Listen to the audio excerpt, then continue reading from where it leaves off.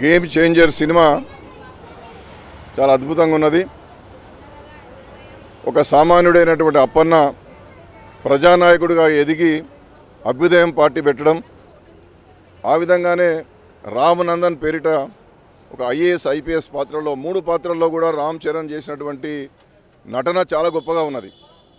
దురదృష్టకరమైన పరిణామం ఏంటంటే సామాజిక న్యాయం, రాజకీయ అవినీతిని, సమాజంలో మార్పు రావాలని చెప్పి కోరుతున్నటువంటి సినిమాల పట్ల సమాజంలో కొంత విముఖత ప్రదర్శించబడడం కొంత అజ్ఞానంగా అనిపిస్తున్నది. ఇదొక దురదృష్టకరమైన పరిణామంగా కనిపిస్తున్నది. అందుకోసమే మా మిత్రులు ఎవరో గేమ్ చేంజర్ సినిమా చాలా బాగున్నది అనగానే నేను వచ్చి ఇవాళ సినిమా చూడడం జరిగింది. చాలా అద్భుతమైన కథాంశం.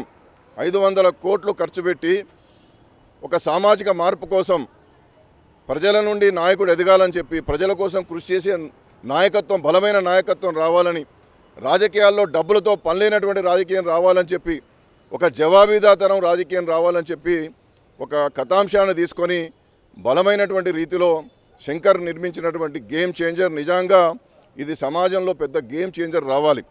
ఇవాళ దబ్బిడి దుబ్బిడి అనేటువంటి పాటలతో సమాజానికి ఏం సందేశం పోతున్నదో ఒకసారి ఆలోచన చేసుకోవాలి.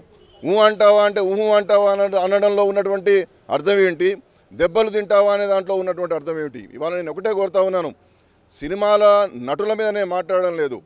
కఠోరమైన పరిశ్రమ చేసి చిన్నతనంలోనే గొప్పగా కథానాయకులుగా ఎదిగినటువంటి అల్లు అర్జున్ కావచ్చు, జూనియర్ ఎన్టీఆర్ గారు కావచ్చు, లేకపోతే ప్రభాస్ కావచ్చు, రామ్ చరణ్ కావచ్చు, కఠోర పరిశ్రమకు వీళ్ళు ఒక నాంది ప్రస్తావనగా గొప్ప కథానాయకులుగా ఉన్నారు.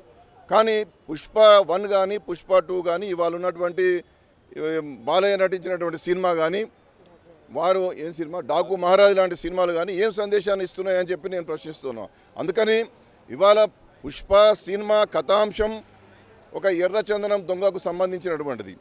నటన విషయంలో అల్లు అర్జున్కు జాతీయ పురస్కారం రావడాన్ని నేను స్వాగతిస్తూ ఉన్నా.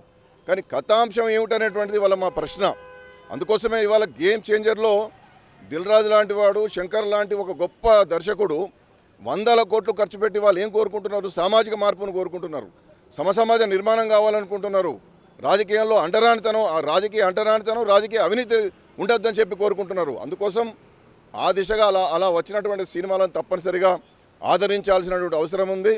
గేమ్ చేంజర్కు కేంద్ర ప్రభుత్వం ఉత్తమ పురస్కారం ఇవ్వాలని చెప్పి నేను కోరుతా ఉన్నా. ఎందుకంటే అలాంటి సందేశాత్మకమైనటువంటి సినిమాలు సమాజం హర్షించాలంటే, సమాజంలో పెద్దగా మార్పు రావాలంటే దానికి జాతీయ ఉత్తమ పురస్కారాలు రావాలి. అందులో నటించినటువంటి రామ్ చరణ్ లాంటి యువ నాయకులకు ఉత్తమ అవార్డు రావాలి. నేనేదో సినిమాను ప్రమోట్ చేయడానికి నేను మాట్లాడడం లేదు, నాకు అవసరం లేదు. నాకు దిల్ రాజు అంటే ఎవరో కూడా తెలియదు నాకు. కానీ మేము ఏదైతే కోరుకుంటున్నామో, సమసమాజం కావాలని కోరుకుంటున్నామో, డబ్బులతో సంబంధం లేని రాజకీయాలు రావాలని కోరుకుంటున్నామో, ప్రజలు నిర్మించుకునేటటువంటి ప్రజాస్వామ్య రాజకీయం రావాలని కోరుకుంటున్నామో, అది గేమ్ చేంజర్లో ఉంది. గేమ్ చేంజర్ను ఆదరించాలి. కేంద్ర ప్రభుత్వం దీనికి ఉత్తమ అవార్డు ఇచ్చి ఒక గొప్ప సందేశాన్ని ఇవ్వాలని చెప్పి నేను కోరుతున్నాను.